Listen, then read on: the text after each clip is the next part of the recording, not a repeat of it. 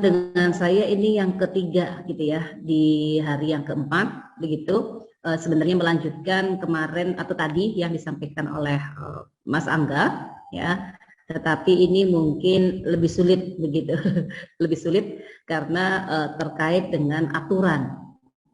Ya, reseleksi tadi Mas Angga sudah menyampaikan, ketika kita menentukan kode baik itu untuk morbiditas ataupun mortalitas itu ada aturannya. Nah, nanti akan saya sampaikan aturannya begitu berdasarkan ICD. Nah, ini nanti mungkin ketika urusan BPJS akan juga ada aturan tersendiri yang dimodifikasi dari aturan yang ada di WHO yang kita pakai secara apa ya, kalau di kampus secara teorinya kita acuh ya, tetapi mungkin kalau di BPJS ada modifikasi dan itu memang tertuang pada peraturan Menteri Kesehatannya. Oke, saya coba share screen dulu terkait dengan materi pada sore hari ini. Oke, semoga apa yang kita sesi ini bisa lebih lancar, Bapak Ibu. Bagi Bapak Ibu yang bukan latar belakangnya rekam medis atau yang tidak mengampu mata kuliah coding ya, atau ini adalah hal pertama begitu ya, kita Recording lihat in saja. progress. Ya, kita lihat Bapak Ibu coba memahami ya, tidak harus benar-benar paham dan menjelaskan kembali, tetapi oh ada gitu ya. Jadi nanti di sini terkait dengan kodifikasi atau morbiditas atau aturan begitu ya, aturan terkait dengan mortalitas. Tadi Pak Aga sampaikan ada seleksi. Nah, di sini capaian pembelajarannya ya, jadi harap Bapak Ibu semua ini dapat mengidentifikasi. Jadi ada macam diagnosis tadi mungkin di Pak Angga sudah sebenarnya ada diagnosis utama, ada begitu, atau diagnosis lain gitu, atau bagaimana atau kapan diagnosis itu ditetapkan atau dipilih yang sebagai diagnosis utama. Tadi Pak Angga sudah menyampaikan diagnosis utama dan mortalitas. Mortalitas sebagai penyakit, begitu angka kesakitan, laporan penyakit, kemudian mortalitas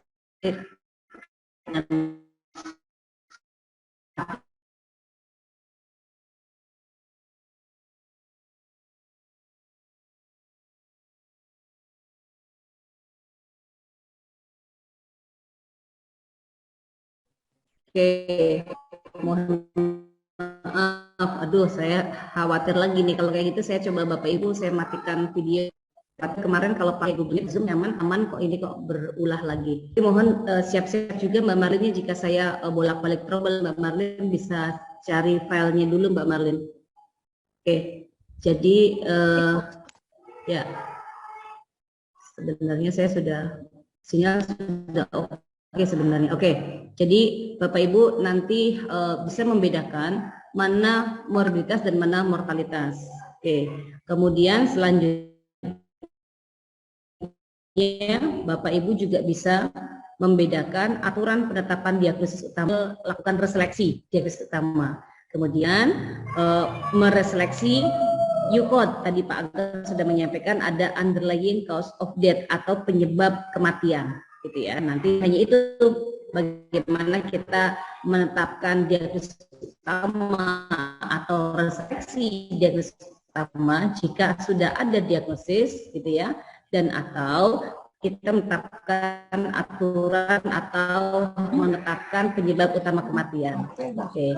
Nah, di sini link atau ICD yang kita pakai gitu ya, atau Bapak Ibu bisa share atau bisa download sendiri begitu, atau bisa ngambil dari online. Nah, di sini ada rules-nya. Jadi sumber yang akan kita bahas adalah dari ICD volume 2 yang biasanya oleh mahasiswa itu tidak pernah dibuka gitu ya. Nah, ini bagaimana caranya Bapak Ibu sekalian sebagai dosen ini juga menyampaikan terkait dengan ada aturan-aturan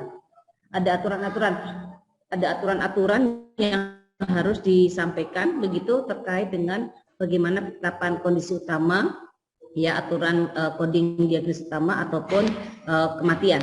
Oke. Kemudian di sini yang disebut atau guideline-nya atau bagaimana kita menetapkan diagnosis utama atau penyebab utama kematian, begitu ya. Nah, di sini adalah kewajiban dari atau kewenangan dari dokter. Ini yang Bapak Ibu harus pegang. Walaupun Bapak Ibu mempelajari, mahasiswa dianggap tahu, tetapi kewenangan tetap ada di dokter.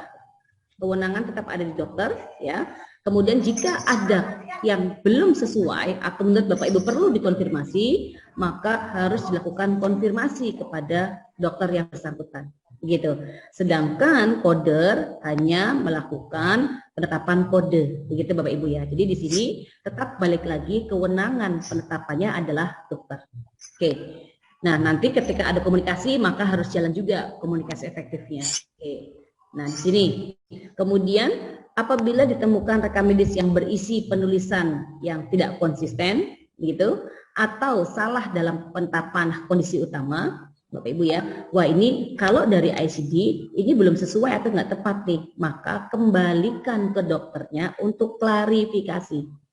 Bapak Ibu harus tetapkan, sampaikan, pastikan ke mahasiswa bahwa coder tidak berhak untuk merubah diagnosis atau merubah kode diagnosis, begitu ya. Itu aturannya. Walaupun di lapangan kita tahu sama tahu karena dokter sibuk dan yang lainnya, kemudian atau coder pun tidak sempat klarifikasi dan yang lainnya, tetapi pastikan kepada mahasiswa kompetensinya, kewenangannya dalam diagnosis termasuk diagnosis utama adalah dokter. Ya, ini aturannya ada guideline-nya di ICD volume 2. Nah, jika klarifikasi tidak dapat terlaksana, maka terapkanlah rules MB1, 2, 3, 4, dan 5. Ini membantu coder menyelesaikan sebagai sebab-sebab umum kesalahan rekaman, begitu ya, kesalahan penetapan diagnosis utama. Sehingga yang pertama adalah klarifikasi kepada dokter. Nah, kalau dokternya sibuk dengan yang lainnya kepada siapa? Nah, ini balik kepada kebijakan rumah sakit setempat. Apakah ada, kalau tidak ada PPA-nya atau DPJP-nya, maka larinya ke siapa? Begitu. Nah, ini yang harusnya diatur sehingga tadi coder hanya menetapkan kode, tetapi kalau melakukan reseleksi, klarifikasi dulu dengan dokternya dengan membawa atau berdasarkan aturan MB1 sampai MB5 untuk morbiditas. Oke. Kemudian untuk panduan begitu ya, di sini dalam volume 2 SD volume 2 ya, ketika coder mengalami kesulitan dalam proses coding ya, direkomendasikan bahwa kondisi lain berkaitan dengan suatu episode asuhan yang berkaitan dengan suatu episode asuhan harus direkam sebagai kondisi tambahan. Bapak Ibu di sini.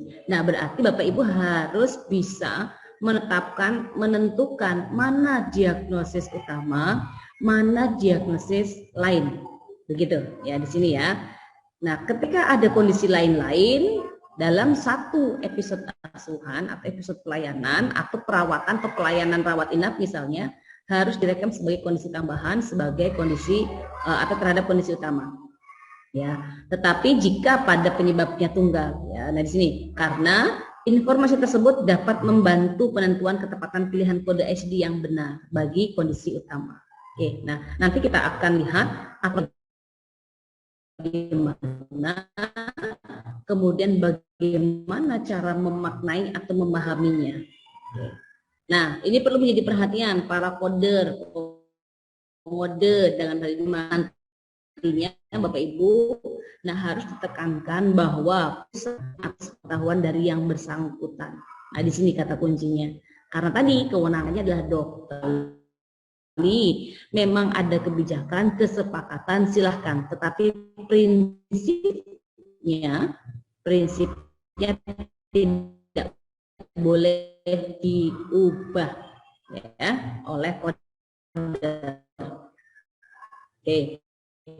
Kemudian untuk kode tambahan ya atau pilihan ya atau lain-lain kita jurnal ya, tetapi tetap kita harus mampu menentukan begitu ya, berdasarkan klarifikasi dari dokter sudah ada main condition atau kode utama begitu ya. Diperlukan pada analisis kondisi tunggal itu adalah main condition, kemudian tambahannya adalah opsional. Sedangkan kode tambahan bisa disertakan pada analisis penyebab ganda. Ya, kita coba akan lihat. Nah, kemudian additional code ini contohnya adalah Dejer asterisk. Tadi mungkin Pak Angga juga sudah menyampaikan, begitu. Ketika Bapak Ibu menemukan kode Dejer asterisk, maka tidak bisa dipilih hanya salah satu Dejernya saja atau apalagi asterisknya saja. Karena tadi kalau Pak Angga sudah sampaikan, Dejer itu berarti penyebabnya, kemudian asterisk itu manifestasinya atau yang disebabkan. Begitu. Di sini ada pneumonia yang diakibatkan, sebagai contoh ini ya, measles pneumonia, pneumonia diakibatkan tadinya campak atau measles. Kemudian perikarditis diakibatkan karena tuberkulosis dan yang lainnya. Sehingga ini kalau sudah kode ganda seperti ini ya, atau kode lebih dari satu kode ya, maka disinilah disebut semua diagnosis utamanya meliputi Dejer dan asterisk. Begitu, tidak bisa dilepas satu persatu. Oke. Kemudian bagaimana ketika coder ya, atau mahasiswa atau alumni atau dosen magang, karena ke depan dosen pun juga harapannya bagaimana kita bisa mengajarkan mahasiswa kita di pendidikan vokasi ketika dosennya sama sekali tidak tahu kondisi di lapangan. Nah, nanti di situ Bapak Ibu. Mungkin Bapak Ibu akan magang ya, kemudian mempelajari salah satunya adalah coding di rumah sakit atau di puskesmas atau di yang lainnya. Jika diketemukan adanya suspek, coding yang suspek ya, atau gejala simptom atau hasil abnormal finding ya, atau dikenalnya kalau di ICD itu di bab 18 ya, dan atau pada bab 21 ya, maka jika hal tersebut ditemukan pada rekam medis rawat inap, maka koder harus berhati-hati dalam mengklasifikasikannya untuk diagnosis utamanya. Apakah memang diagnosis utamanya adalah gejala atau suspek, atau ada gejala atau diagnosis atau kondisi lain yang lebih relevan yang terekam di kondisi lain-lain. Ya, umumnya diagnosis utama itu paling atas, begitu, urutan pertama. Ya, jangan-jangan ada kondisi lain yang lebih spesifik, lebih relevan sebagai diagnosis utama. Bila tidak ada diagnosis yang lebih spesifik yang ditegakkan pada akhir episode terkait, atau memang benar-benar tidak ada sakit atau cedera, ya maka gunakanlah kode tersebut, baik bab R atau bab Z sebagai diagnosis utama. Ya, nanti kita akan belajar di bab rule MB3 dan MB5. Oke, ini Bapak Ibu kata kuncinya. Tadi jika ada diagnosis utama dia tunggal, kodenya cuma satu, ya maka tetapkanlah sebagai diagnosis utama adalah yang paling banyak menyerap sumber daya. Tapi ketika dia ada dual classification, ada Dejer asterisk, maka semuanya jadikan diagnosis utama. Terus yang ketiga, jika ada kode atau diagnosis yang kodenya R atau Z pada pasien rawat inap, karena asumsinya rawat inap ya, berarti ada gejala, nanti ada penegakan diagnosis pastinya. Nah, maka pilihlah kondisi yang paling relevan. Tetapi jika memang demam tinggi sampai kejang tidak ada dari hasil penunjangnya normal semua, maka boleh tidak ada lagi informasi yang lain, maka diagnosis utamanya adalah R atau Z. Begitu. Oke. Kemudian ya, di bab tersebut Z ya. Apabila setelah suatu episode asuhan kesehatan kondisi utama yang masih direkam sebagai suspek atau questionable dan seterusnya, dan tidak ditemukan informasi atau klarifikasi lebih lanjut, maka suspected diagnosis diberi kode sebagai kondisi utama. Dan tidak ada informasi yang lainnya, tidak ada yang relevan, tidak ada pemeriksaan sebuah diagnosis, maka ini sudah masuk kondisi suspek. Nah, kemudian nanti akan gugur setelah ada diinvestigasi. Ya, suspek apa cukup banyak. Suspek DBD, dia rawat inap. karena dia drop dan yang lainnya. Kemudian dari hasil darahnya dia ternyata DBD, maka diagnosis utamanya bukan lagi suspek tetapi langsung DBD. Gitu. Nah, ini contohnya suspek akut kolesistitis. Wah, ini kayaknya dengan nyeri perut, ya, bagian kanan atas misalnya, ini mengarah kepada radang atau peradangan atau infeksi empedu, begitu.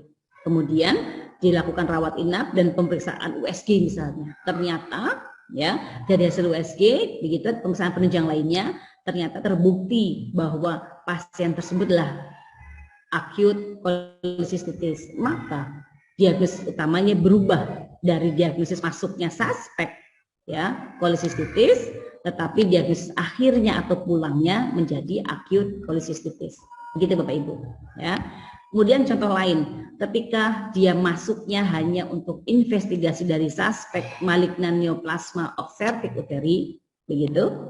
Kemudian dari hasil pemeriksaan PA atau patologi anatomi atau pemeriksaan penunjang lainnya tidak menunjukkan, tidak dapat ditegakkan ya sampai pasien pulang sebagai pasien neoplasma yang terkonfirmasi, maka diagnosis utamanya adalah observasi for suspect malignan neoplasm, begitu ya.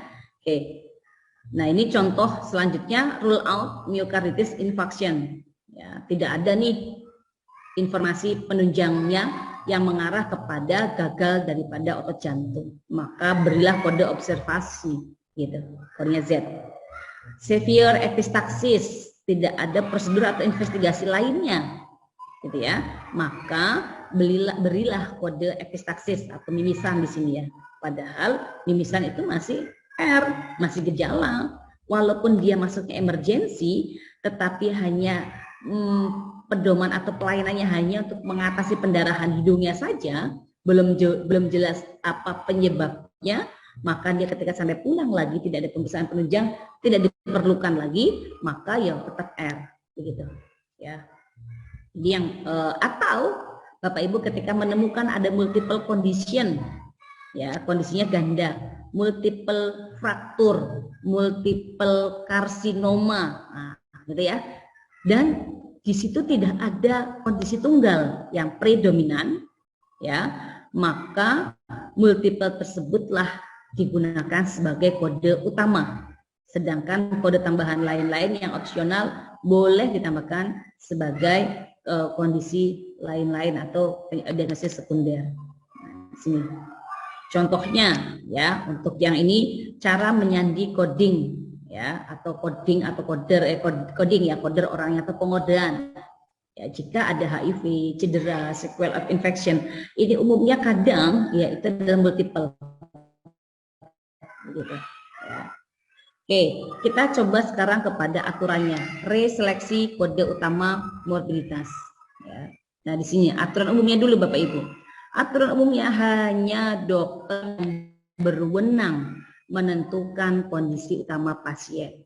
Pada keadaan tertentu atau ada informasi lain yang dapat menunjukkan bahwa dokter telah tidak mengikuti prosedur cara penulisan yang benar berdasarkan ICD, bila koder tidak mungkin menghubungi dokter terkait, ya dapat menerapkan salah satu dari rules begitu, sehingga memang ini kita pastikan pada mahasiswa harus memahami kompetensi salah satunya adalah seleksi kode diagnosis utama ya. Di sini di volume 2 ya ada 5 ya, nanti kita coba akan lihat satu-satu. Bapak Ibu boleh mencatat untuk ini ya agar lebih paham. Bapak Ibu membaca ya, kemudian Bapak Ibu coba mencatat MB1 ya, silahkan Bapak Ibu catat menggunakan bahasa sendiri begitu.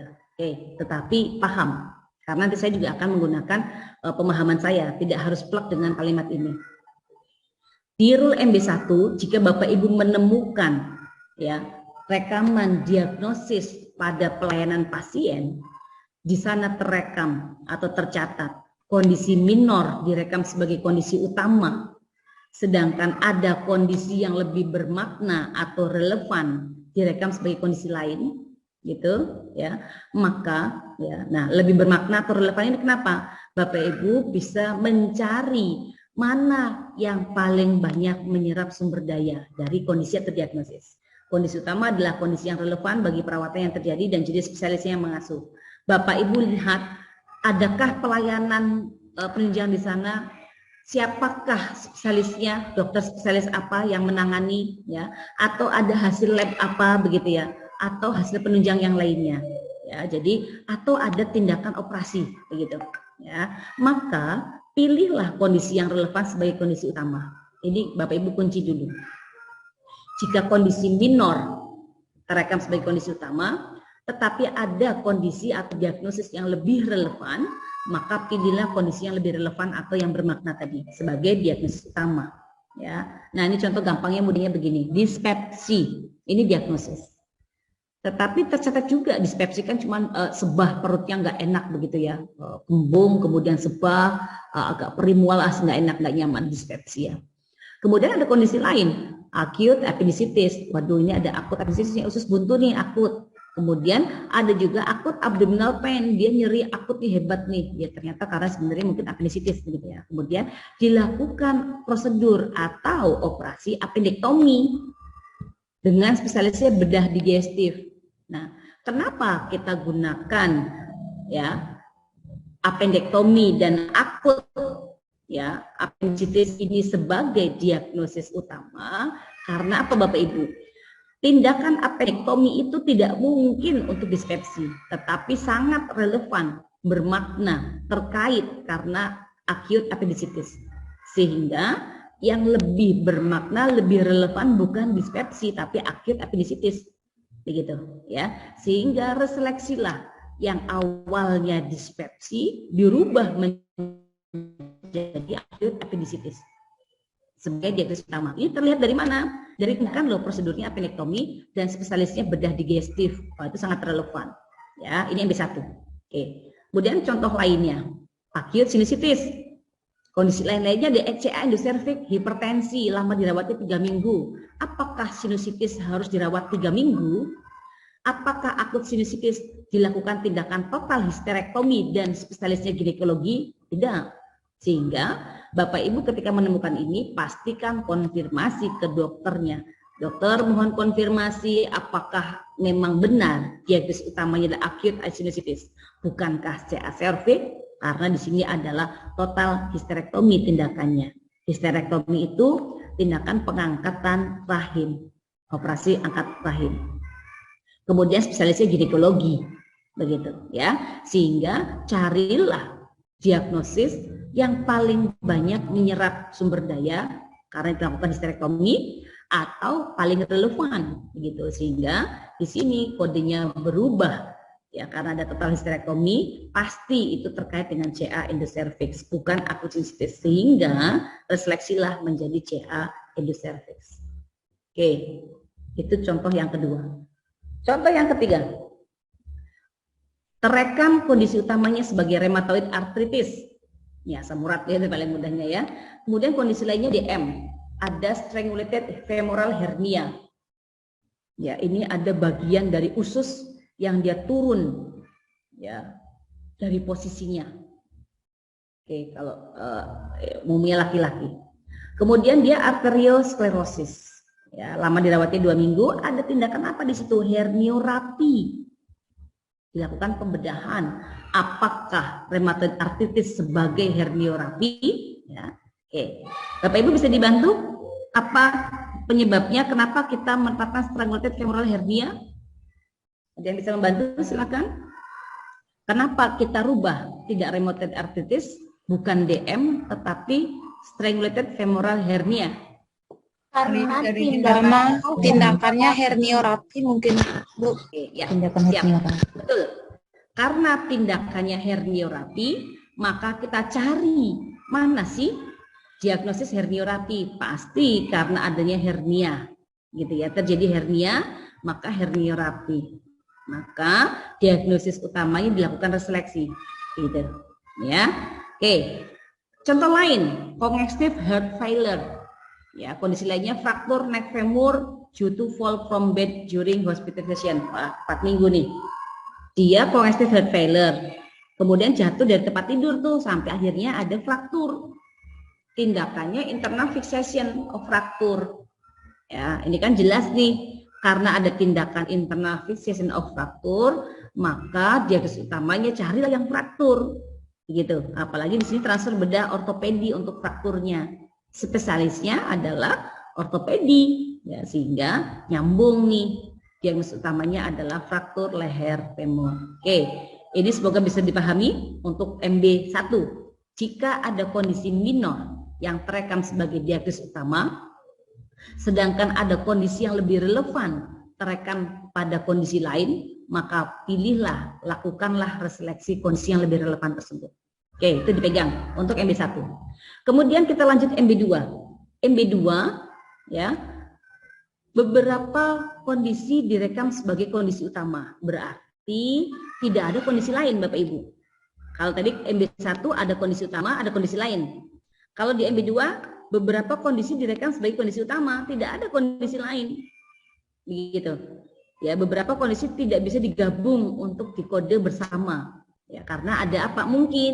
Mungkinkah kondisi atau diagnosis yang terekam sebagai diagnosis utama itu bisa jadi satu kode, begitu. Kalau jadi satu kode, aman kode tersebut, begitu, ya. Tetapi jika tidak bisa digabung kodenya, ya, tidak bisa juga dijadikan satu sebagai kondisi utama, dan salah satu kondisi lain pada rekaman menunjukkan sebagai kondisi utama, maka pilihlah sebagai kondisi utama. Paling mudah begini, urutannya, ya, kita nanti lihat contoh deh Bapak Ibu, ya, lebih mudah, ya. Coba kita contoh aja deh.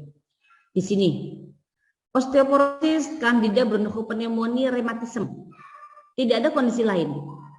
Apakah kita pastikan, apakah osteoporosis dengan candida dan rematisme ini jadi satu kode? Kalau jadi satu kode, cukup kode tersebut yang dijadikan diagnosis utama. Tetapi jika memang tidak bisa kita jadikan satu kode, maka prinsip pertama, carilah yang lebih relevan. Oke, di sini yang lebih relevan berarti apa? Spesialisasinya penyakit paru. Kita cari dari osteoporosis, candida, bronchopneumonia, dan rematisme, mana yang merupakan diagnosis terkait dengan penyakit paru? Kira-kira mana Bapak Ibu? Osteoporosis, candida, bronchopneumonia, atau rematisme? Candida bronchopneumonia. Candida bronchopneumonia, jelas. Itu kaitannya dengan paru-paru, begitu ya. Maka reseleksilah candida bronchopneumonia, ya, sebagai diagnosis utama. Nah, contoh yang kedua, KPD letak lintang. KPD apa Bapak Ibu? KPD? Ketuban pecah dini. Ketuban pecah dini, letak lintang dan anemi. Ya, tidak ada lagi informasi yang lain, tapi dia partus spontan. Ya, partus spontan kan normal, lahir normal, Bu, ya. Nah, ini terus mana Bu? Karena dia partus spontan. Maka jika tidak ada yang lebih relevan, KPDK, letak lintangkah, dan atau anemia nih yang dijadikan kondisi utama, dia ICD konsisten, maka pilihlah yang pertama kali disebut. Karena tidak ada nih partus, karena partus spontan kan umum normal gitu ya. Kalau tidak ada yang lebih relevan yang kita lihat, maka pilihlah yang pertama kali disebut. Tapi kalau ada yang lebih relevan, silahkan ganti yang lebih relevan. Jadi contohnya, yang lebih relevan tadi ada penyakit paru-paru, begitu, cari yang penyakit paru-paru kita pilih. Tapi kalau nggak ada informasi yang lain, maka yang pertama kali disebut. Itu MB2. Jika kondisi terekam sebagai kondisi utama lebih dari satu gitu ya, dan tidak ada kondisi lain, yang pertama pilihlah sesuai dengan atau carilah yang relevan. Jika tidak ada yang relevan, maka pilihlah yang pertama kali disebut. Oke, itu MB2. Ya, kita coba lihat lagi. Chronic obstructive bronchitis, hipertrofi prostat, psoriasis vulgaris, rawat jalan di polispesialis kulit. Di sini kata kuncinya polispesialis kulit, gitu ya. Mana yang terkait dengan penyakit kulit? Bronchitis kan, hipertrofi prostat kah, atau psoriasis vulgaris? Gitu. Oh ya, psoriasis vulgaris, gatal-gatal gitu ya ini ya. Oke, kemudian contoh nomor 2. Ini kenapa Bapak Ibu dipilihnya mitral stenosis? Kenapa yang dipilihnya mitral stenosis, bukan acute bronkitis atau bukan rheumatoid arthritis yang nomor 2? Karena yang informasi pertama disebut. karena yang pertama Ya, kenapa? kali disebut. Iya, kenapa kita pakai pertama kali disebut? Karena tidak ada informasi, Karena tidak ada spesialisasi. Karena tidak ada spesialisasi. Di sini kata kuncinya tidak ada. Spesialisasi dokter umum kan dokter umum ya, begitu. Aku sih itu. Ketika Bapak Ibu menemukan dokter umum, tidak ada informasi terkait dengan terapi, ini pasti ya, berarti umum nih. Pilihlah yang pertama kali disebut. Oke ya, ini ada 2 tadi. Pilihlah yang sesuai dengan spesialisasinya atau carilah yang paling banyak menyerap sumber dayanya atau yang relevan atau yang bermakna. Jika tidak ada informasi lain, maka pilihlah yang pertama kali disebut. Oke. Terus ini, ischemic heart disease, staphylococcal meningitis, katarak. Tidak ada kondisi lain, lewat 5 minggu. Ini spesialisnya neurologi. Ya, jadi jelas kalau neurologi carilah yang terkait dengan saraf, staphylococcal meningitis, gitu ya. Oke, MB2. Oke, lanjut. Ya, sudah paham Bapak Ibu? Tadi tolong dicatat karena tadi nanti kita akan coba Bapak Ibu harus pahami apa sih bedanya, ya. Oke, terus kita lanjutkan MB3.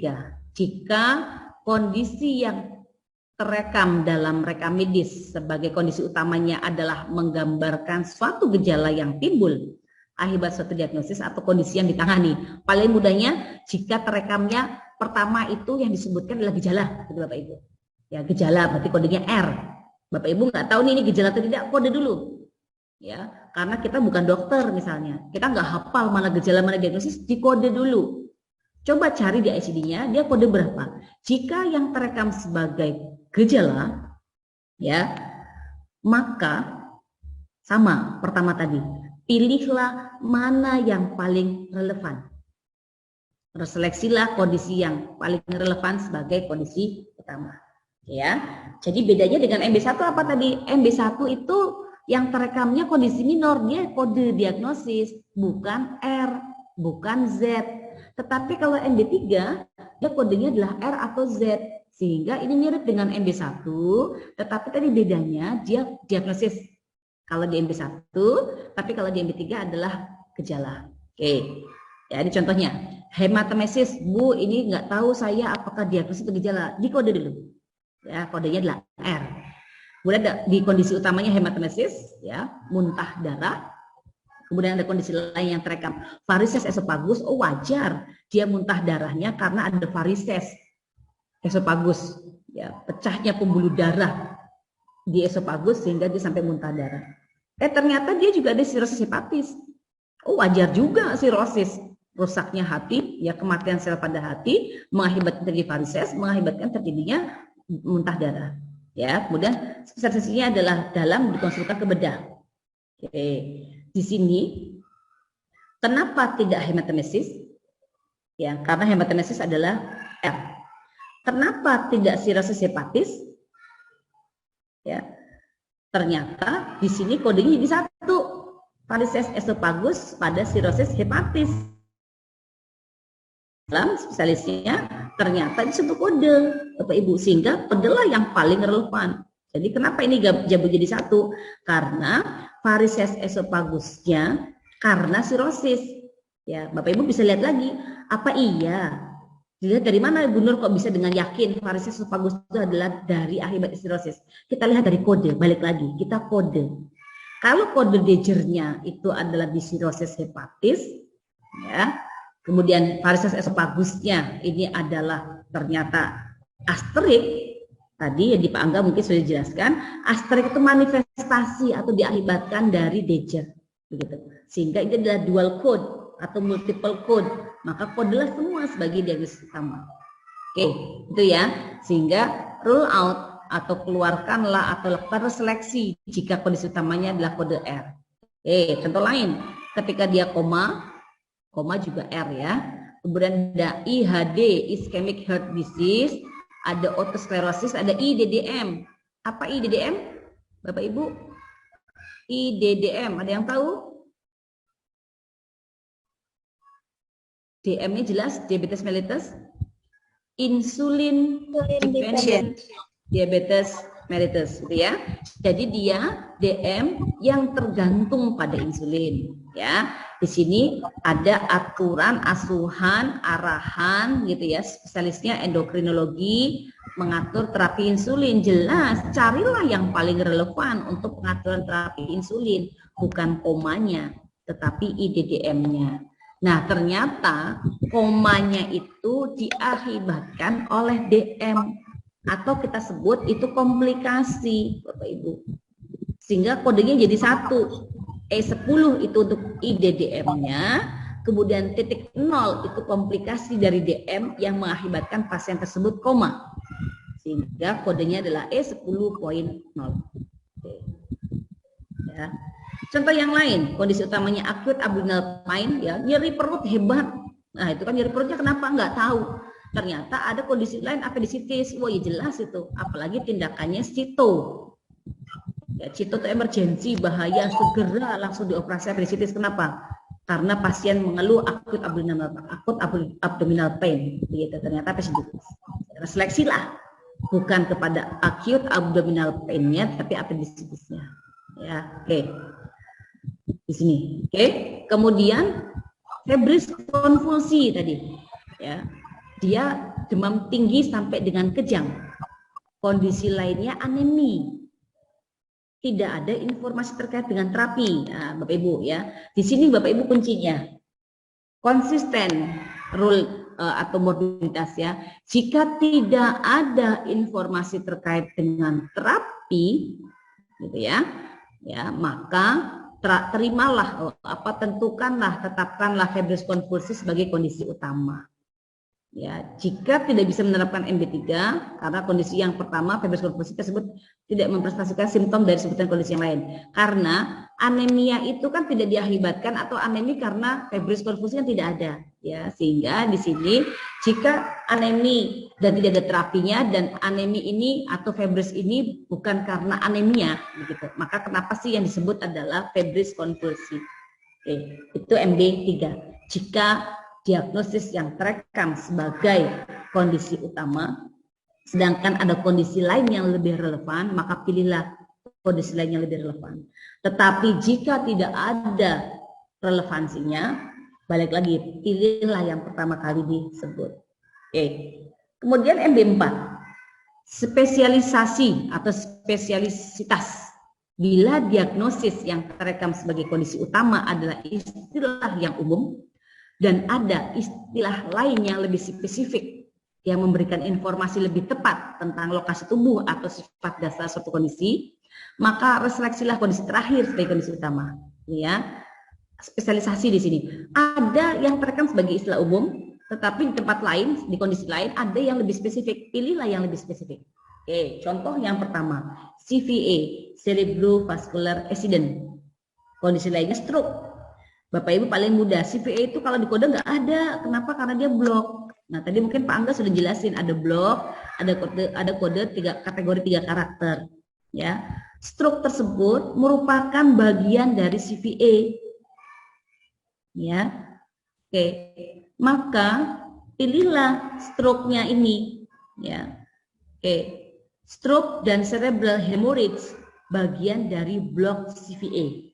Tadi cerebrovascular accident istilah lebih umum, ternyata ada kondisi lain yang lebih spesifik, maka pilihlah yang lebih spesifik. Oke. Kemudian stroke cerebral hemorrhage jadi satu kode, ya. Oke, kondisi utama yang nomor 2, DM tanpa terapi insulin atau NIDDM, ya, non insulin dependent diabetes mellitus. Jadi dia DM tapi nggak perlu suntik ketergantungan insulin. Kemudian kondisi lainnya katarak mata bilateral, spesialisnya oftalmologis. Jadi dia itu pada saat pelayanan ini dia itu ke oftalmologis kataraknya, ya. Tetapi kita lihat lagi ternyata dia NIDDM oftalmologis, kataraknya itu akibat dari NIDDM, begitu. Atau paling mudah ini adalah digit asterik, maka semuanya jadikan kode. Ya, oke, kataraknya karena DM. Bisa dilihat dari mana Bu karena DM? Dari kode asterik. H28.0 adalah katarak. Ya. Kemudian karena apa kataraknya? Carilah yang danger. Di sini yang dangernya adalah NIDDM. Oke. Distosia. Ya, kemarin sudah disebutin tuh saya pada saat terminologi. Dis itu kondisi tidak nyaman, sulit, abnormal. Tosia itu terkait dengan tonus otot atau kontraksi pada saat mau melahirkan, atau bisa disebut dengan persalinan macet. Kala dua tak maju, nah gitu ya. Kala dua lama, prolong labor, macam-macam tuh ya. Ternyata karena distosia. Ayo Bu, ini kok masih bukaan 3 terus nggak nambah-nambah begitu misalnya. Terus ibunya suruh mengejar, nggak ada tenaga lagi dan yang lainnya misalnya. Kalau sudah bukaan lebih banyak lagi. Ayo Bu, sudah kelihatan rambut kepala bayi tapi nggak bisa mengejar. Oh ternyata ada kondisi lain apa? Hidrosefalik fetus. Pantesan juga nih begitu ya, karena kepala bayinya besar. Kemudian ditambah lagi fetal distress, maka dilakukan tindakan cesarean section. Ya, SC ya, karena apa? Hidrosefalik fetus. Nah, di sini reseleksi lah obstructed labor due to other of fetus. Ya, karena ada gangguan kelainan daripada fetus, bukan distosianya.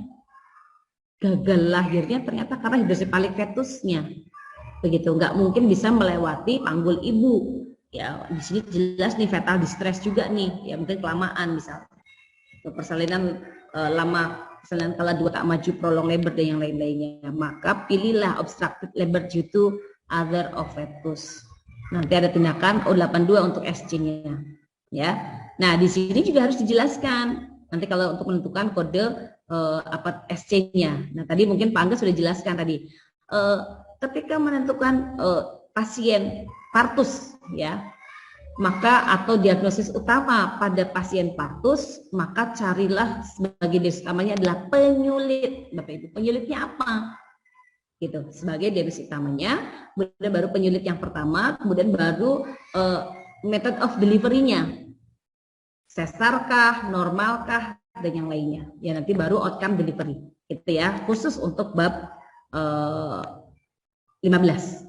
Ya, kondisi labor delivery. Oke. Contoh lain, congenital heart disease, ya CHD. Ternyata ada apa lagi yang lebih spesifik? Ventricular septal defect. Ventricular septal defect itu bagian dari congenital. Begitu ya, maka reseleksilah ventricular septal defect. Ya, lebih spesifik dari congenital heart disease. Dia memang cacat sejak lahir. Ternyata septumnya dia ada bocor jantung. Gitu. Oke, tadi MD4 spesifikas. Ya. Yang MD5 adalah alternatif diagnosis utama. Ya, suatu tanda atau gejala direkam sebagai kondisi utama. Tadi berarti kalau gejala tadi mirip dengan MD berapa Bapak Ibu? Jika gejala direkam sebagai kondisi utama, itu mirip MD berapa? MD3 Bu. 3. Ya. Ya, kemudian kita lanjutkan apa lagi? Ketika gejala direkam sebagai kondisi utama dengan indikasi kondisi terkait ada suatu kondisi atau kondisi lain. Wah, ini susah ngomongnya. Bagaimana ini caranya nih ya? Maka seleksilah gejala tersebut sebagai kondisi utama. Bila ada 2 atau 3 atau lebih dari 2 kondisi, nah, maka pilih yang pertama kali sebagai. Modelnya gini, kita coba lihat contoh saja dulu biar lebih mudah Bapak Ibu. Sakit kepala itu kan R, mungkin karena sinusitis atau stres, nggak tahu nih sakit kepala dia. Ya harus seleksi sakit kepala karena nggak ada informasi yang lain, maka pilih yang pertama kali disebut. Kolesistitis akut atau gastritis, nggak tahu nih kolesistitis atau gastritis, maka pilihlah yang pertama kali disebut. GE akibat infeksi atau keracunan makanan, seleksilah infeksi GE. Begitu.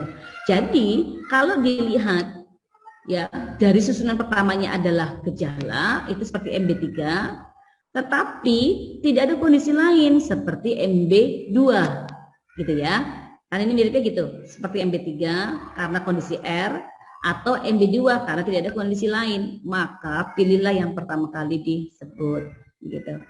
Ya, sakit kepalanya, kolesitisnya, GE akibat infeksinya. Oke. Di situ dulu MB1 sampai MB5 ada yang mau ditanyakan dulu Bapak Ibu? Kayaknya mudah atau sulit? Atau masih bisa mengikuti? Silakan Bapak Ibu mohon konfirmasinya. Masih bisa mengikuti. Oke, siap, alhamdulillah. Ya, Bu, mau tanya Bu, ya silakan.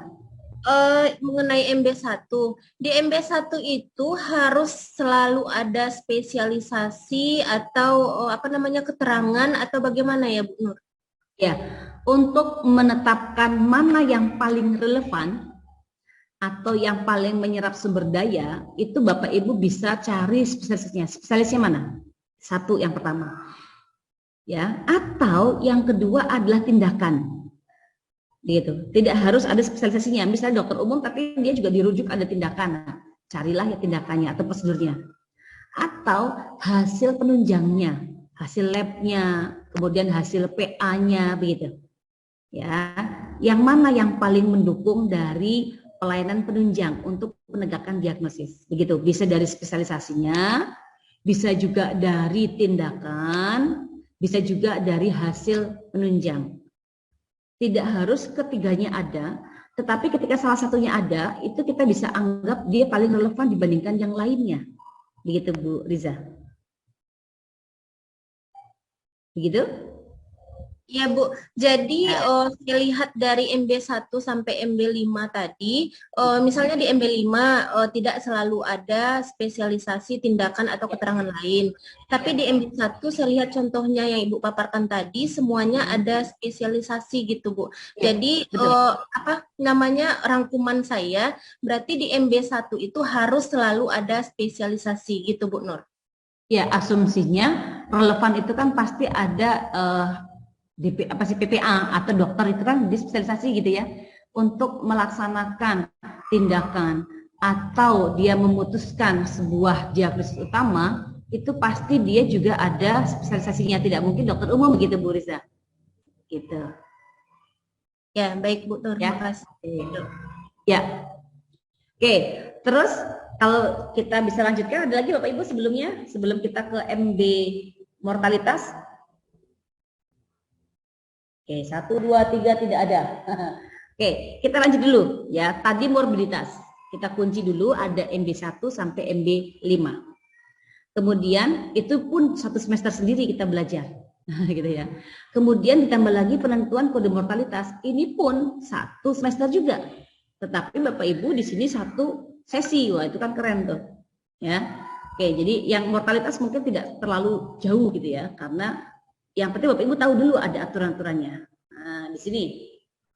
Kenapa kita juga menentukan kode mortalitas, Bapak Ibu? Ya, karena awalnya ICD itu kalau di sejarahnya dia adalah terkait dengan statistik kematian awalnya.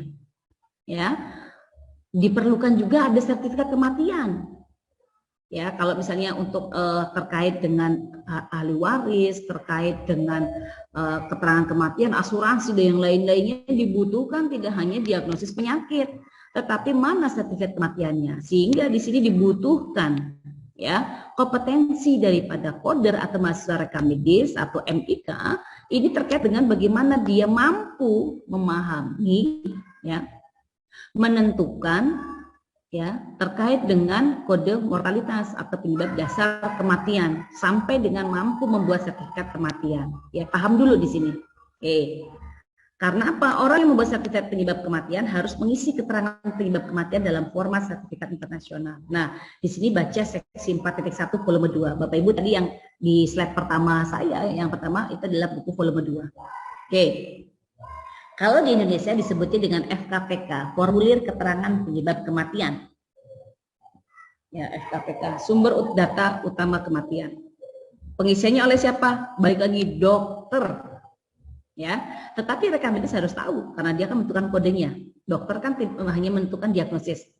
Nah, nanti bagaimana Bu ketika semua IT dokter nulisin diagnosis langsung muncul kodenya? Ketika dia masukkan ke sertifikat kematian, dia langsung juga bisa muncul. Iya, bisa. Tetapi coder tetap dibutuhkan sebagai verifikator atau validator. Begitu. Ngecek lagi. Jangan-jangan ada yang tidak sesuai, jangan-jangan ada informasi lain dan yang lainnya. Oke, di sini FKPK ya ada 2 jenis format. Nah, sertifikat kematian itu Bapak Ibu ada 2 jenis. Yang pertama adalah kematian umum ya, atau dewasa atau umum ya, adalah siapa? Kematian jika pasiennya lebih dari umurnya 7 hari. Ya, nanti ada lagi khusus untuk sertifikat kematian bayi baru lahir kurang dari 7 hari. Ya, termasuk lahir mati. Nah, baru lahir dari 22 minggu umur kehamilan. 22 itu berarti berapa bulan? 22 dibagi 4, 5 bulan. Ya, itu disebut dengan perinatal, bukan aborsi atau abortus, bukan abortus outcome. Seringnya kita kan, oh kalau prematur itu dia 7 bulan, ini adalah 22 minggu. Karena pada fetus atau bayi umur atau janin 22 minggu itu sudah lengkap Bapak Ibu. Paru-parunya, jantungnya, kuku, kulit, bulu mata, semua sudah lengkap. Ya, hanya dia belum matang secara organ paru-paru, jantung dan yang lainnya. Dan berat badannya ya itu minimal dikatakan dia sebagai prematur atau perinatal, masuk nanti dia adalah 500 gram ya, atau 22 minggu. Nah, di situ menentukan. Jadi, ketika membuat sertifikat kematian, lihat dulu umurnya berapa. Kalau kurang dari 7 hari, maka perinatal pakainya. Tapi kalau lebih 7 hari ke atas, pakailah sertifikat kematian umum. Ya, ini untuk sertifikat pasien yang keluar mati, begitu ya. Ini dari WHO, Bapak Ibu. Oke, di sini kalau dilihat, mohon kesenggol, ya. Ada 2 seksi, gitu ya. Ada 2 seksi. Satu kaitannya dengan kondisi atau diagnosis yang menyebabkan secara langsung pasien tersebut meninggal. Ya, kemudian ada A yang itu ya, kemudian ada B, C. B-C-nya ini adalah penyebab antara. Nah, nanti yang D atau yang terekam paling bawah itu bisa dikatakan dia adalah underlying cause of death atau penyebab utama kematian, dengan catatan D mengakibatkan C, C mengakibatkan B, B mengakibatkan A. Ya, lah ini bagaimana Bu? Kita kan tidak bisa mempunyai kemampuan seperti dokter, mahasiswa kita dan yang lainnya. Mana tahu kita itu mana diagnosis ini mengakibatkan C, B dan A. Ya, kita lihat nanti balik lagi dari kode Bapak Ibu. Ya, dokter pun juga ini adalah kewenangan dokter kan begitu. Tetapi kita lihat ya, bisa juga dari interval onsetnya dia sudah berapa hari dan yang lainnya. Kemudian ada bagian 2, kondisi lain yang berkontribusi terjadinya pada kematian. Oke, ya di sini formatnya bagaimana? Bagian 1 digunakan untuk penyakit yang berkaitan dengan perjalanan kejadian, ya perjalanan penyakitnya, dasarnya apa dia sakitnya, kemudian mengakibatkan apa dan yang lainnya. Oke, bagian 2 tadi adalah kondisi yang tidak ada kaitannya dengan kematian secara langsung, tetapi berkontribusi terhadap kematian tersebut. Ya, nah di sini yang komplitnya Bapak Ibu. Penyebab dasar itu di D. Ya, atau yang paling bawah disebutkan nanti ya. Kemudian penyebab antara itu B, penyebab antaranya A, B gitu ya. Jadi gini bacanya, penyebab dasar kematian dari C ya, atau C disebabkan oleh D gitu. Nanti kita lihat dari penyakitnya deh ya. Di sini ada sekuen atau ada keterkaitan. D mengakibatkan C, C mengakibatkan B, B mengakibatkan A begitu ya. Maka yang paling bawah itulah sebagai penyebab utama kematian. Oke, contoh heart failure, gagal jantung, pasti semua mati. Kan begitu tuh. Ini penyebab langsungnya. Pasien meninggal karena apa? Gagal jantung. Nah, kita cari gagal jantungnya karena apa? Oh, ternyata dari riwayatnya, dari rekam medisnya dan yang lain-lainnya, dia ada karsinoma, karsinomatosis. Berarti karsinomanya sudah menyebar kemana-mana.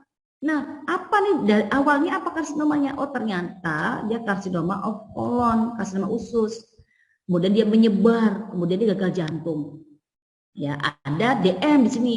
DM tidak secara langsung heart failure, tetapi yang menyebabkan secara langsung cancer of the colon. Maka penyebab utama kematiannya bukan heart failure, tetapi cancer of colon. Tetapi heart failure ini adalah penyebab langsung pasien tersebut meninggal. Pasti gagal jantung ya lama-lama ya pasti tidak berapa lama dia akan meninggal. Ya, itu. Tapi kalau penyebab dasarnya, penyebab utamanya kita cari. Oke, itu. Ya, kemudian penyebab kematian cause of death jika lebih dari satu penyebab, tentukan terlebih dahulu kondisi penyakit yang merupakan awal urutan. Sehingga Bapak Ibu ketika ada diagnosisnya lebih dari satu, kita tetapkan urutannya. Nah, kita kan nggak paham, Bu, balik ke dokternya. Begitu. Kan ini konfirmasi ke dokter. Begitu. Bapak Ibu cari, tapi Bapak Ibu juga harus paham, nanti mahasiswa juga harus memiliki kompetensi itu. Walaupun nanti di lapangan belum tentu dia membantu dokter, tetapi ketika dia harus dokter tidak bisa dikonfirmasi dan yang lain-lainnya, sedangkan sertifikat kematian juga harus dirilis dan yang lainnya, biasanya nanti ada DPCP atau dokter jaga atau siapa yang ditugaskan begitu untuk menentukan urutan. Ya, perekam medis hanya sebagai dokumenternya, tetapi dia harus paham begitu. Jika ada lebih dari satu penyebab, urutan mana yang mengakibatkan atau diakibatkan. Yang kedua, jika penyakit kondisi pada 1A sebagai akibat dari 1B, 1B sebagai dari 1C akibatnya, dan 1C sebagai akibat dari 1D, itu maka pilihlah 1D sebagai penyebab dasar atau penyebab utama. Kemudian bagian 2 adalah penyakit yang turut berkontribusi terhadap kematian tetapi tidak secara langsung. Ya, tadi ya. Oke, di sini pasti dokter akan membuat resume perjalanan penyakit dan pemeriksaan penunjang dan menegakkan diagnosis penyakit yang diderita. Itu kan sudah pasti ada. Kemudian dokter menuliskan penyebab kematian pada FKPK secara berurutan. Ya, di sini pengodean penyakit kecelakaan cedera penyebab kematian diisi oleh petugas rekam medis. Dan pengodeannya, kodenya hanya rekam medis. Ya, balik lagi, cek lagi Bapak Ibu nanti di rumah sakit saat PKL coba lihat. Atau pada ini akan dijadikan sebagai penelitian dosen atau nanti akan dijadikan pengabdian dosen, itu sangat bagus. Jangan-jangan dokternya nggak paham bagaimana saya membuat sertifikat kematian. Begitu. Bisa nggak nih buat penelitian? Bisa, sangat bisa. Bisa nggak Bu sebagai model untuk pengabdian? Sangat bisa juga. Ya berikanlah ya pembelajaran, pengetahuan bareng-bareng kita belajar untuk membuat sertifikat kematian pada dokter. Dokter pasti lebih paham, lebih jelas. Oh iya, saya paham urutannya. Oh begitu caranya dan yang lainnya. Begitu. Ya saya yakin belum semua rumah sakit menetapkan ke dokter, belum semua ke sana ya. Itu. Oke. Kemudian jika penyebab umur kematiannya untuk pasien lebih dari 7 hari ke atas, begitu ya, maka tadi pilihlah, ini sama ya Bapak Ibu ya, masih sama nih 1D mengakibatkan 1C, 1C mengakibatkan 1B, 1A, jika ada urutan. Oke.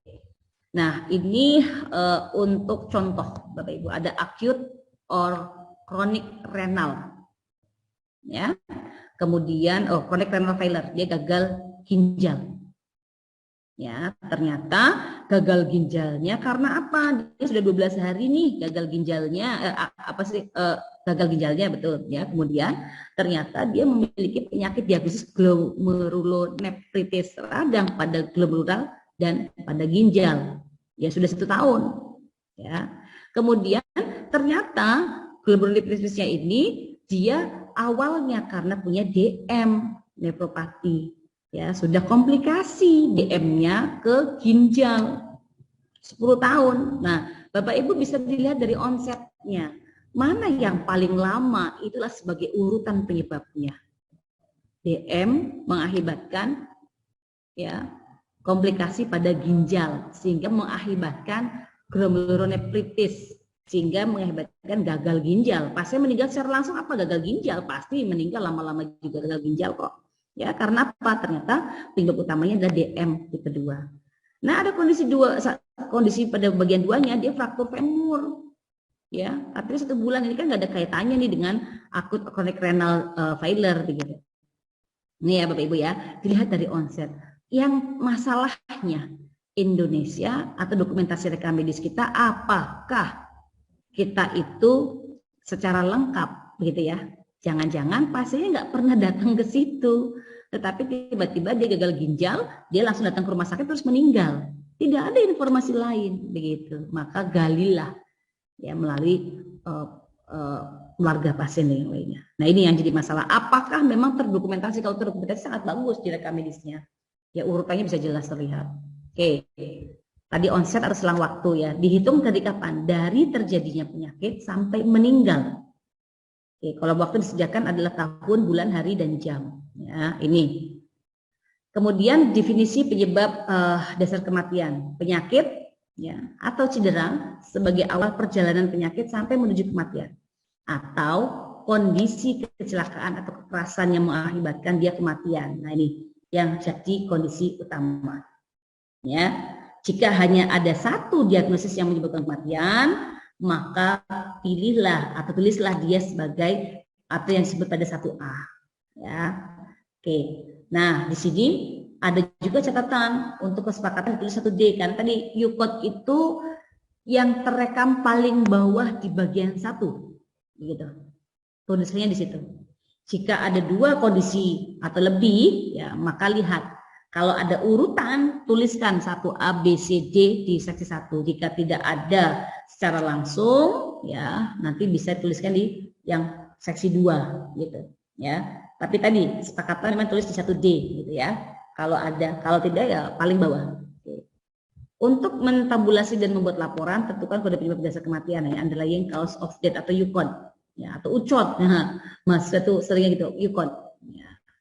Oke, penyebab dasar kematian adalah awal perjalanan menyebabkan kematian. Jadi ini dasar yang mengakibatkan terjadinya kematian. Merupakan kondisi yang terjadi berurutan ya dengan adanya waktu tadi selang atau onset atau durasi. Kemudian jika penyebab dasar tidak terjadi, pasien tidak akan mati gitu. Ya, jika tidak ada tadi DM tipe 2, ya mungkin tidak pasien tersebut tidak gagal ginjal. Gagal ginjal pasti ada akibat dari mana begitu paling mudahnya. Nah, ini bagaimana kita menentukan U-code? Jika hanya ada satu kondisi yang tertera, maka kondisi itulah yang jadi U-code. Itu yang pertama. Ya, kemudian U-code ditulis paling bawah pada seksi 1 atau bagian 1 dari sertifikat. Tidak semua sertifikat benar-benar tepat dan sederhana ketika pemilihan U-code. Ya, ini mahasiswa saya beberapa kali melakukan penelitian ketepatan penentuan U-code itu banyak gak tepatnya Bapak Ibu, begitu. Ya. Untuk itu WHO telah mengembangkan aturan-aturan dan yang lainnya. Nah, ini kita bisa pakai aturan untuk begitu ya menentukan terkait dengan penyebab dasar utama kematian. Dengan catatan aturan ini tidak menuntut memiliki pengetahuan klinis, hanya keterampilan dalam mengode. Kalau dilihat dari sisi perekam medis, kita dibantu oleh kode, gitu. Ya, tetapi ketika dokter pasti dia sudah paham dengan pengetahuan klinisnya sehingga lebih tepat lagi bagaimana urutannya, begitu ya. Ini kalau ada dokter santai, lebih enak, lebih gampang. Kita hanya mengode. Oke. Nanti ya rule-nya ada prinsip umum, rule 1, rule 2, rule 3 dan ada modifikasi. Nah, dalam hal ini modifikasi saya tidak akan sebutkan karena banyak sekali Bapak Ibu. Oke. Di sini ya prinsip umum jika pada bagian 1 ditulis terlebih dari 1 gitu ya. Nah, paling mudah kita contoh deh Bapak Ibu. Jika pada bagian 1 diisi lebih dari 1 kondisi, maka kondisi yang paling bawah pada bagian 1 lah sebagai U-code. Begitu. Tetapi dengan catatan yang paling bawah mengakibatkan kejadian pada bagian atasnya. Lobar pneumonia mengakibatkan abscess of lung. Maka lobar pneumonia lah sebagai U-code. Ya. Atau hipertensi mengakibatkan terjadinya arteriosklerosis, arteriosklerosis pengerasan ya pada arteri mengakibatkan terjadinya infak miokard akut ya gagal otot jantung. Ya, infak miokard akut menghasilkan gagal jantung atau mengakibatkan gagal jantung. Ya, maka hipertensi lah yang sebagai U-code. Gitu. Itu prinsip umum. Ketika ada urutan sekuen ya keterkaitan, maka gunakanlah prinsip umum. Nah, bagaimana ya? Nah, ini coba contohnya Bapak Ibu sebelum ke rule 1. Kalau ini penyebab dasarnya apa Bapak Ibu? Penyebab utama kematian? Karsinoma pankreas. Karsinoma pada pankreas ya mengakibatkan terjadinya obstruksi biledak, mengakibatkan hepatic failure ya kan, pankreas, empedu itu kan ada keterkaitan dengan hati gitu ya. Oke, karsinoma of head of pancreas lah yang menjadi penyebab utama kematian. Oke, jika ada lebih dari satu kondisi yang dituliskan, tetapi prinsip umum tidak dapat diterapkan atau tidak ada urutan, ya, maka pilih kondisi yang diisikan tersendiri sebagai penyebab dasar apabila kondisi tersebut merupakan penyebab mula-mula dari urutan yang berakhir pada kondisi yang diisikan pada sertifikat. Contohnya, akut miokardiak infark, ya, ada atherosclerotic heart disease, ada influenza. Wah, apakah ini influenza mengakibatkan terjadi atherosclerosis atau tidak ada? Ya, maka pilihlah yang paling bawah yang mengakibatkan urutan di atasnya. Ada atherosclerotic heart disease yang mengakibatkan AMI, begitu. Gitu ya. Influenza tidak dapat mengakibatkan atherosclerotic, maka pilihlah atherosclerotic disease sebagai penyebab utama kematian. Jika terdapat lebih dari satu urutan yang berakhir pada kondisi yang pertama disebutkan, maka pilih penyebab awal. Nah, tadi konsistensi Bapak Ibu. Jika ada lebih dari satu yang mengakibatkan sama-sama kepada kematian, nah contohnya gini, bronchopneumonia itu dapat diakibatkan cerebral infarct dan dapat juga disebabkan oleh hipertensi. Ya, sepakatnya maka pilihlah yang pertama kali disebut. Ya, dokter nyebutinnya apa? Cerebral infarct atau hypertensive heart disease. Ya, kalau cerebral infarct ya jadi akhirnya bronchopneumonia misalnya. Ya, ini penyebab mula-mulanya adalah cerebral infarct. Oke, kemudian rule 2. Jika tidak ada urutan yang dilaporkan yang berakhir pada kondisi yang diisikan pertama pada sertifikat, maka pilihlah kondisi yang disebutkan pertama. Nah, jika tidak ada urutan, ya, terus bagaimana Bu? Ya pertama yang disebut. Ya, atherosclerosis tidak merupakan urutan yang berakhir atau tidak mengakibatkan terjadinya pernicious anemia, begitu, ya. Sehingga pilihlah pernicious anemia, anemia sebagai penyebab utama kematian. Kenapa? Nggak ada kaitannya dengan atherosclerosis. Ya, jadi ICD sepakat nih, begitu. Rule 3-nya, jika kondisi yang dipilih, ya Bu. Mau tanya Bu, yang di rules 2 berarti kalau dia tidak menyebabkan yang di atasnya, berarti yang dipilih berarti yang di atasnya ya, yang A ya. Yang pertama disebut. Ya, berarti kalau dia menyebabkan berarti yang paling bawah ya Bu, yang B-nya. Ya, kalau ini contohnya, ini yang paling bawah, rule 1 ya. Tetapi bukan yang paling bawah, karena yang paling bawah itu tidak ada kaitannya. Tapi yang B yang mengakibatkan A, maka pilihlah yang B. Tetapi kalau memang tidak ada kaitannya, ya, rule 2, maka yang pertama kali disebut. Tapi kalau ada urutannya, ya, itu adalah rule 1. Tetapi memang tidak semuanya begitu. Ini, kalau dia ada urutan semua, maka prinsip umum. Ya, paling mudah jika ada urutan dari bawah ke atas itu prinsip umum. Tetapi jika ada sebagian yang ada kaitannya, ada urutannya, maka pilihlah yang urutan tersebut. Gitu. Tetapi jika memang tidak ada, ya sudah yang pertama kali disebut. Gitu. Ya, rule 2. Oke. Terus rule 3, jika kondisi yang dipilih dengan prinsip umum dan rule 1 dan rule 2 tidak bisa atau ini merupakan secara jelas akibat langsung dari kondisi pada bagian 2, maka pilihlah pada bagian 2 tersebut. Nah, paling mudah begini Bapak Ibu menjelaskannya. Di bagian 2 tertulis hemorrhagic batang otak intrakrani, ada pendarahan batang otak. Kalau ada pendarahan batang otak, itu mengakibatkan terjadi edema cerebral, ya, edema cerebri atau cerebral, ya, intabel D, nanti kita akan lihat tuh MMDS yang kita perlukan. Itu mengakibatkan terjadinya sepsis, ya, maka eukot finalnya adalah hemorrhagic batang otak. Awalnya kalau kita tutup bagian 2-nya, edema cerebri mengakibatkan terjadi sepsis, maka eukotnya atau tentatif eukotnya ada edema yang 1B. Kita lihat lagi ternyata di bagian 2-nya ada hemorrhagic batang otak dan ini merupakan kaitannya atau mengakibatkan terjadinya edema, maka kita rubah bukan lagi 1B tetapi yang nomor 2 ini bagian 2. Begitu, ya. Nah, ini adalah rule 3. Nah, ini contohnya, ya. Ini dikombinasi ternyata insufisiensi aorta dan tricuspidalis gagal katup mitral jadi satu kode, maka pilihlah eukot finalnya I08.3. Ya, ini. Nah, Bapak Ibu, saya mohon maaf tidak akan menjelaskan MMDS di sini karena banyak banget. ya. Ada MMDS ya. Ini panduan ya terkait dengan mortality dataset, begitu Bapak Ibu. Ya, jadi di sini Bapak Ibu kalau mengajar atau dosen yang mengajar setiap kematian, tadi kan dikode tuh karena kita nggak tahu urutannya, kita manfaatkan menggunakan MDS untuk menentukan U-code. Ya, nah nanti di situ ada apa saja, ada tabel A, B, C, D, E sampai H.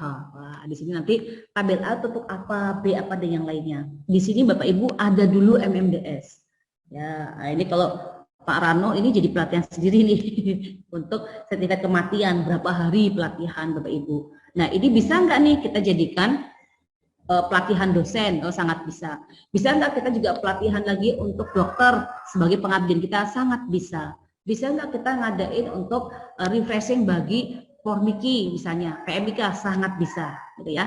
Tapi di sini saya kenalkan ada MMDS. Bapak Ibu cari sendiri di MMDS itu apa di yang lainnya. Ini tabelnya banyak, gitu ya.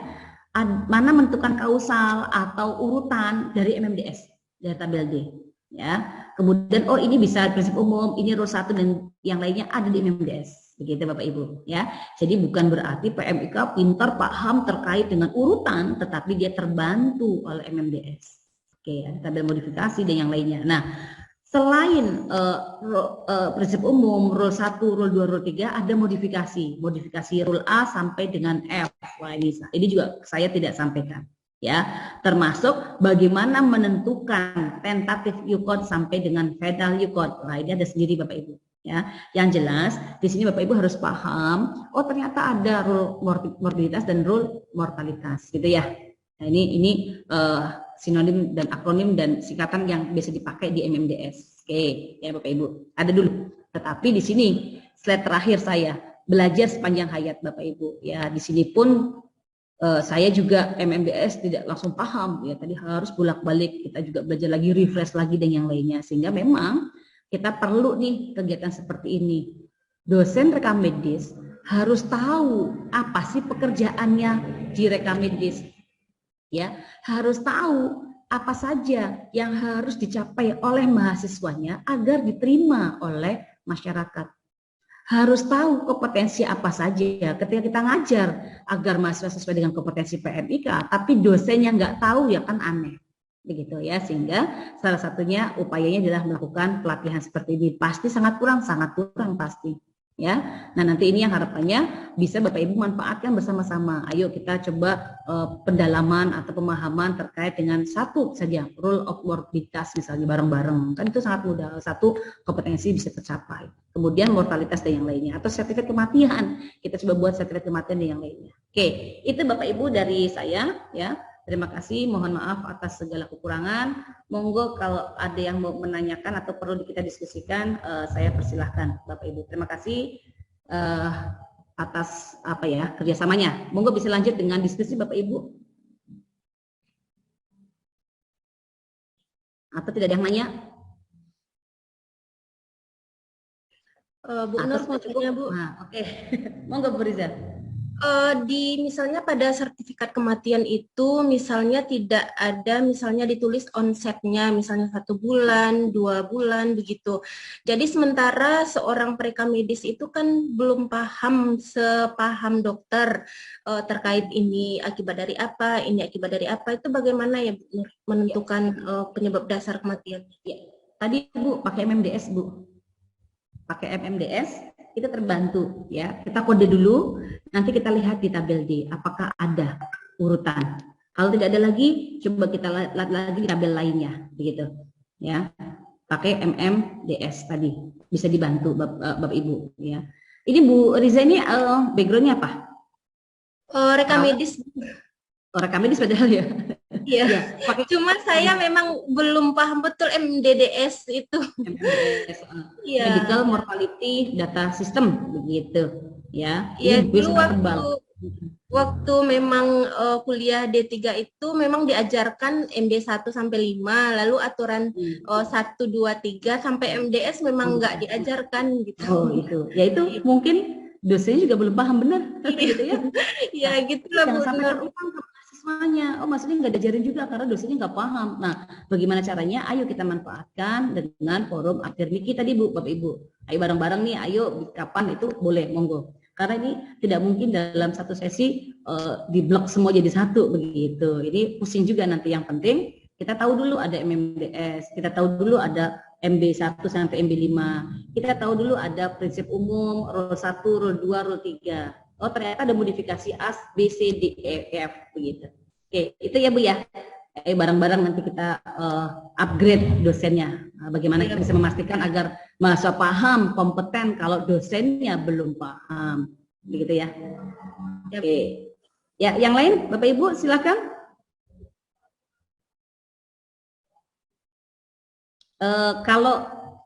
Kalau boleh, nah Bu Diana monggo silakan Bu Diana, ini sudah open mic. Bu Nur, ini saya mau nanya. Susah nggak Bu Diana? Bisa diterima Bu. Oke, sip, alhamdulillah. Ini untuk MMDS ini selain seperti ini nggak Bu? Kayak ICD yang ada aplikasinya begitu? Ya.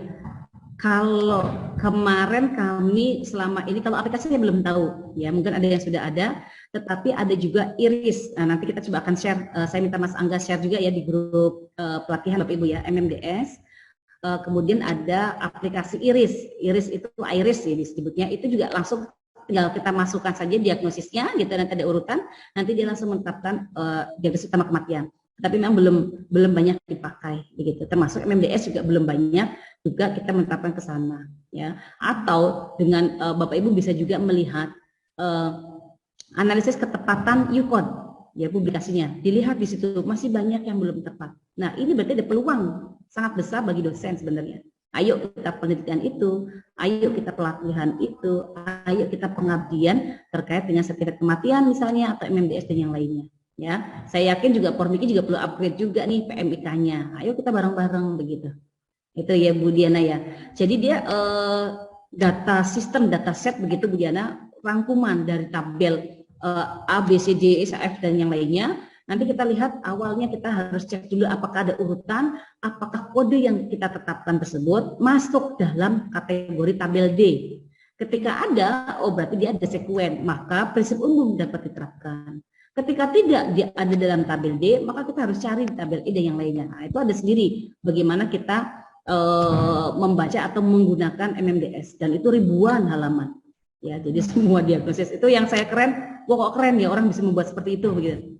Ya, itu yang memanfaatkannya. Nah, kalau Bu Diana lebih ke arah statistik mungkin itu sangat bagus. Nanti coba dilihat modelnya Bu Diana MMDS-nya atau publikasi MMDS itu sangat potensi juga untuk penelitian. Baik, Bu Nur. Ya. Oke. Ya, sama-sama. Yang lain masih ada Bapak Ibu? Oke, semoga tidak pusing ya. Oke. Saya tunggu sampai hitungan ketiga.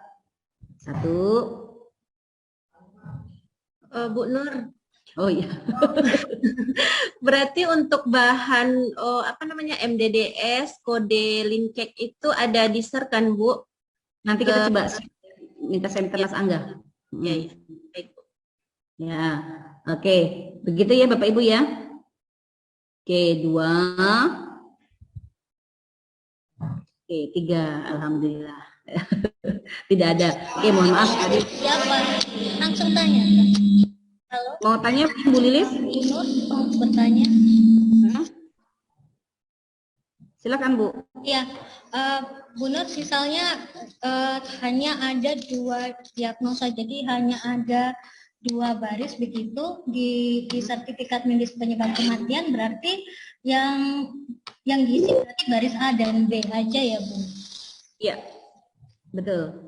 Kemudian jika ada sekuen atau hubungan atau kausal atau akibat mengakibatkan, maka pilihlah yang paling pertama, dasar yang mengakibatkannya apa. Jika tidak ada, pilihlah yang pertama kali disebut, begitu. Gitu. Ya, ini yang memang karena ini ada kewenangan dokter ya sebenarnya ya, tapi PMIK juga harus paham, begitu. Ya, oke. Masih ada lagi Bapak Ibu? Ya, benar, satu lagi, jika ternyata yang ditulis itu mode of death, jadi kayak gagal jantung, gagal organ seperti itu, dan memang ada satu aja diagnosa seperti itu, kemudian PMIK-nya ini apakah dia harus membandingkan dengan resume medisnya atau untuk mereseleksi, atau memang ya sudah dilaporkan sesuai dengan yang tertulis di SMPK? Ya. Makanya tadi, apakah masih ada kondisi lain yang belum terekam, begitu ya? Maka kalau di codingan kita kan mahasiswa kan kita ajarkan abstraksi coding ya sebenarnya. Nah, abstraksi coding itulah jangan-jangan ada kondisi lain, riwayat lain yang belum terekam, begitu. Ya, kita harus gali itu. Ya, kita harus gali. Jadi tidak hanya selesai di situ, ternyata ada kemungkinan yang belum terekam ya oleh dokter, konfirmasi klarifikasi dokter, bla bla bla yang lainnya, sehingga nanti mungkin bisa lebih dari satu lagi. Tapi ketika dokter bilang ini cuma satu, ya sudah satu itu, ya karena bagaimanapun itu kan kewenangan dokter. Tapi ketika tambahkan ini dan itu dan yang lainnya jadinya berubah, ya berarti dokter lagi yang berubah, begitu, gitu ya. Sehingga biasanya setiap tempatnya memang dokter, ya, tetapi ada beberapa rumah sakit yang perekam medis yang membuat menyiapkannya, gitu Bapak Ibu. Oke, begitu ya Bu Lilis? Ya, baik, terima kasih Bu Nur. Oke, Bapak Ibu, jika sudah tidak ada lagi, mungkin kita cukupkan sekian.